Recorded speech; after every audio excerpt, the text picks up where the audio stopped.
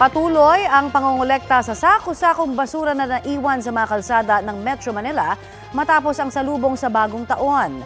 Pasintado sa mga kumakain pero ang reklamo ng ilang taga-Maynila may nagkakasakit na raw sa kanila. Apektado rin ang kita ng ilang negosyo. Paliwanag ni Manila Mayor Honey Lacuna, December 31, 2024 ang huling araw ng kontrata ng dating garbage collector sa lungsod. Pero December 30 pa lamang huminto na raw ang kumpanya sa pangongolekta kaya natenga sa mga kalsada ang mga basura.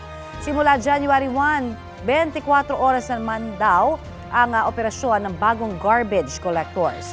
Pinag-aaralan na raw na pananagutin ang dating taga-kolekta ng basura.